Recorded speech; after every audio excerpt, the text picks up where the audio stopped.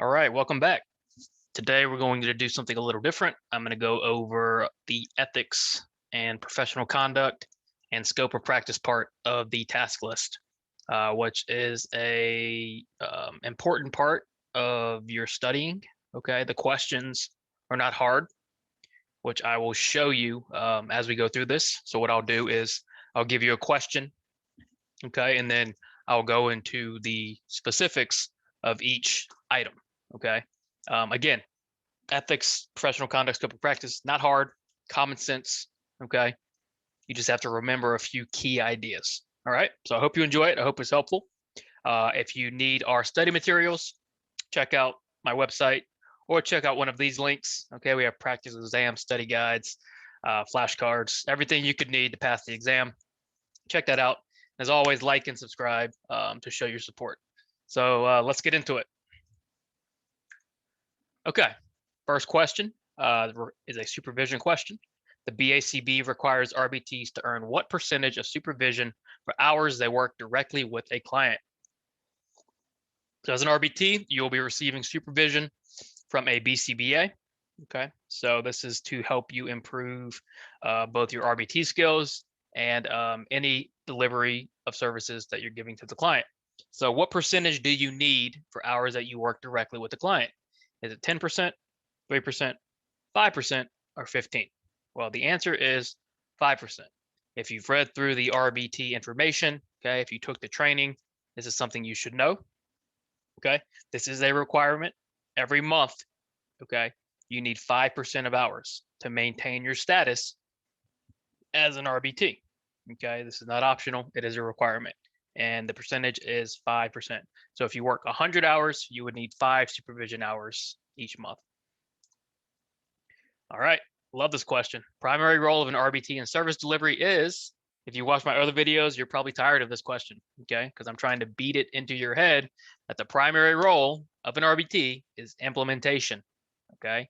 You're implementing behavior plans, treatment plans, skill acquisition plans, okay? That is your primary role.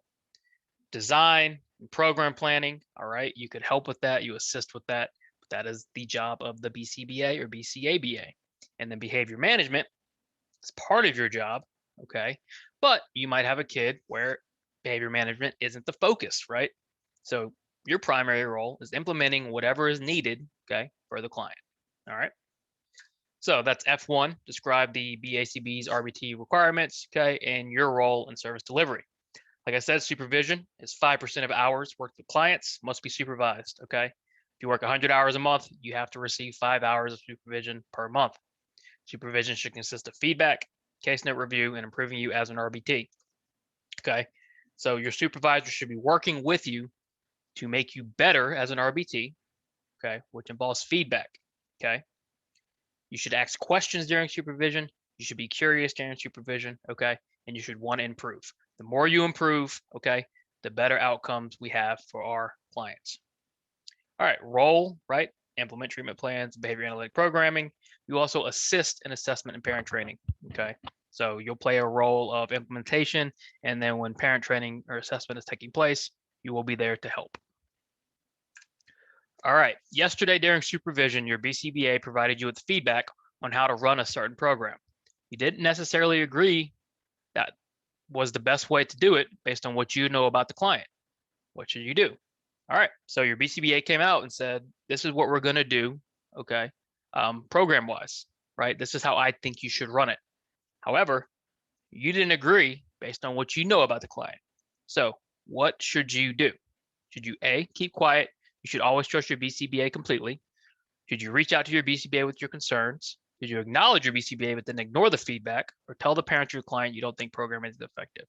Well, A, okay, you don't want to keep quiet, right? Yes, you should always trust your BCBA, okay, but it's a relationship, right? Yes, they're explaining to you and giving you feedback, okay, but you should be an active part, right, in that feedback because you're there with the client the most. So you know the client the best. And if you know the client the best and you believe that you could do it a different way to serve the client better, then you should speak up. Okay, so never just keep quiet because you think you have to keep quiet. B, reach out to your BCBA with your concerns, explaining to them why you feel that way. Yes, right? You should have that open line of communication, okay, where you feel comfortable and safe reaching out to your BCBA with any questions or concerns, okay? So if you have the situation, right, immediately reach out and say, hey, this is what I'm thinking. What do you think? And see what they say. What about C? Acknowledge your BCBA, but then ignore the feedback and implement it your own way. This is the worst case, right? Because you're saying, oh yeah, I'll do it that way. So the BCBA thinks you're doing it one way, but you're actually doing it a different way, okay? So this is the worst outcome for your client. And that's who we're really worried about, right? We work for our client. We don't work for our company. We don't work for our BCBA. We work for the client. And then D, tell parents of your client you don't think programming is effective. You never want to badmouth other RBTs or other BCBAs in front of your parents, right? You want to maintain a level of trust, okay, amongst your whole group, okay? So whoever's working with the client, you all need to trust each other. If you're talking to your parent about how you think something is wrong and this, that, and the other, that trust starts to erode, okay? The answer here is B. So F2, respond appropriately to feedback and maintain or improve performance accordingly.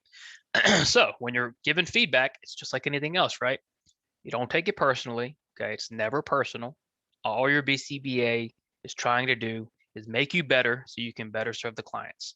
We want better outcomes for our clients, and we do that, okay, through observation and feedback, okay? If you're confused, ask questions.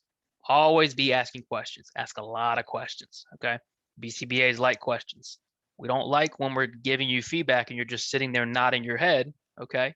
Because it's not showing us you're really understanding, okay? So we want to see you implement what we said, all right? So make sure you implement what you learned. And when you're confused, ask questions. BCBAs aren't perfect, right? Nobody is. So we make mistakes too. And if you catch a mistake or you think something's a mistake, bring it up, ask questions, okay? This is a relationship, right? We are working for the client, okay? You're not working for me. We're all working for the client, and feedback makes those outcomes better for our client. All right, you have worked with the same client for 2 years and have a great relationship with the family. You also have a good relationship with your BCBA. One day, after watching a documentary on Netflix, your client asks for your opinion on a new diet where children with autism only eat green beans. What is the most appropriate response to this question? Okay, so not uncommon to get questions about diets, about different treatments, about creams, about oils, about all these different things, okay, in order to remediate or help some of these deficits, okay, we might experience from a client with autism. So as an RBT, when you're asked these questions, what should you do? Hey, I haven't heard of that diet, but it's worth trying out. Let's do it for a week and see what happens. Is it your role to design programs? What is your primary role? Implement, okay? Suggesting a diet and suggesting we try it for a week, okay? You've now crossed over into where you're designing, okay, treatments, not your role, right? So A is inappropriate. B, that is a dumb idea. Diets have no impact on autism. You don't need to insult the client, okay? Never talk to your client like that, no matter how comfortable you might feel with them, okay? So B is unacceptable. C, I haven't seen the documentary. Let me watch it and get back to you. No, right? You might not have seen the documentary, okay? But there's no need for you to go watch it and then give them your opinion, okay? Why? Because D is the correct answer. This is a question best answered by my BCBA. You should ask them. Questions regarding treatment, okay? Questions regarding the treatment plan, the behavior plan, right? The scope of services for your client, okay, should be directed to your BCBA, okay? If you have an opinion on it, share with your BCBA, okay? And then when they're out there, okay, then maybe y'all can have a conversation. But this isn't something you should handle on your own, right? This is a treatment plan question, okay? This is a diet question. All these types of questions need to be referred to the BCBA, okay? The answer here is D. So communicate with stakeholders as authorized, okay? So what do you want to do? You want to avoid technical language and jargon. So when you're explaining something to a parent, okay, explain it like you would explain it to your best friend who doesn't know ABA, okay? Parents don't know ABA language. They don't know the language we use, okay? So you need to explain things to them in a language they will understand, okay? Nobody's going to think you're smarter because you use a lot of technical language if they can't understand what you're talking about, all right? Refer all questions, medical procedures, personal questions, diet, anything else out of your scope to the BCBA. Always let the parent or caregiver know how the day's session went. Okay, so give them a quick rundown. Hey, behavior was good. We worked on these skills. This happened, this happened, this happened. Good to go, right? Give them a little rundown. Okay, try to keep it positive, right? But always communicate with them. And then assist in parent training. So if the BCBA needs your help, you will be there to assist in parent training. All right. What is the best example of a dual relationship? So what is a dual relationship? Okay, that's the question you must ask yourself, right? So A, you work with the client in home on weekends and the clinic on weekdays. Does this fit a dual relationship? No, right? Because a dual relationship is when personal and professional boundaries cross. Okay. This situation, you're just working in different settings. Okay. B, grandma is home half the days you're there and dad is home the other half. Again, it's still professional, right? There's no personal relationships going on. Okay. This has to do with your professional life. So B is out. C, you go to the client's house for an hour each Saturday on your own time to help them get ready in the morning while parents are at the gym. There's a lot of things wrong with this one, right? You're going there on a weekend off the clock, okay? Not as an RBT, right? But as more what? Kind of like a babysitter when parents aren't home, okay? Both of those things are unacceptable, right? You shouldn't be there if parents aren't there. There should always be a caregiver or a stakeholder there, okay? And you should not go to your client's house as a friend, as a babysitter, okay? You should only go there as a behavior technician. Okay, you've now crossed the line between professional and personal. Okay, so C is the answer. D, you and a speech therapist work together on Tuesdays and Thursdays for an hour. No, that's perfectly acceptable. Okay, nothing wrong with D. Answer is C. So maintain professional boundaries, avoid dual relationships, conflicts of interest, and social media. Dual relationships and conflicts of interest occur when personal and private lives are mixed. All right, so don't accept gifts. Don't hang out with the parents outside of work. Okay, don't attend gatherings in a non-professional manner. Don't go to birthday parties just to go to birthday parties. Okay, all this might seem a little extreme. Okay, but the whole point is when you start hanging out as friends. Okay, there's a conflict of interest that occurs where if you have to come off the case or we have to do something with the case or something happens with you or the parent or whatever, the parent can turn around and use your personal relationship against you, against the client, against whoever. Okay, we have to keep it professional for the sake of the client.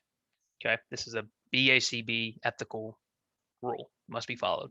In social media, don't post clients on social media unless given permission by companies, by your company, and by the parent, and in a organized fashion. Don't Snapchat your clients. Don't put them on TikTok. Okay, not only are you using it inappropriate, you're also violating personal and privacy issues. Okay, you're violating their privacy. And then don't add your clients to social media.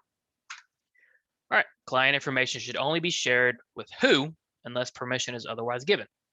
Who should you share client information with? A, the BCBA and the stakeholders. Yes, I think the BCBA and the stakeholders deserve to know client information. What about B, BCBA stakeholders and other RBTs? Should you be discussing personal information about your clients with other RBTs? No, right? Only people on the case, involved in the case, should know. Okay, so if the RBTs are on the case, that's different, right? But just in general, no, they should not be privy to the information. See, the BCBA stakeholders, your spouse, especially no, right? People outside of work, personal information about your client should not be shared. Okay, we have HIPAA laws, we have BACB ethical laws, we have policies, right?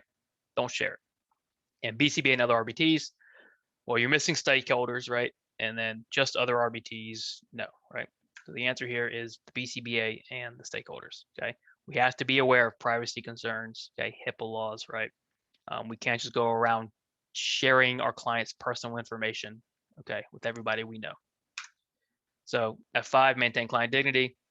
Show clients the same respect you show anyone else. Treat them like you would treat anybody else. Do not let the disability or the autism or whatever impact how you treat them. If your client is 13 years old, try and treat them like a 13-year-old, okay?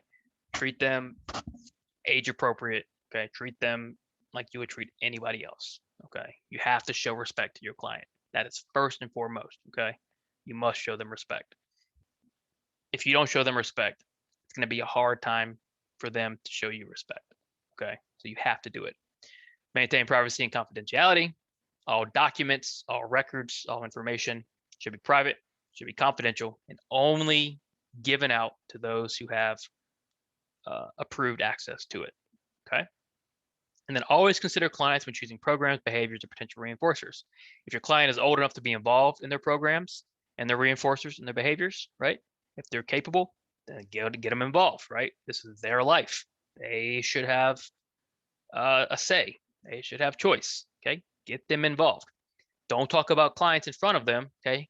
Like they're not there. If they're there, get them involved. Okay. Get them involved as much as possible given their level. Okay. Client dignity should be very obvious. Okay. It's just treating them with the respect and the dignity you would treat anybody else with. Okay. All right. I hope that's helpful. Like I said, this part of the task list is not hard. It's common sense. You just need to be aware of these few things that I showed you. Okay. And then when you get to the RBT exam, you should answer these questions extremely easily and extremely quickly. Okay. That's all I got. I'll have another video coming this weekend and then more next week.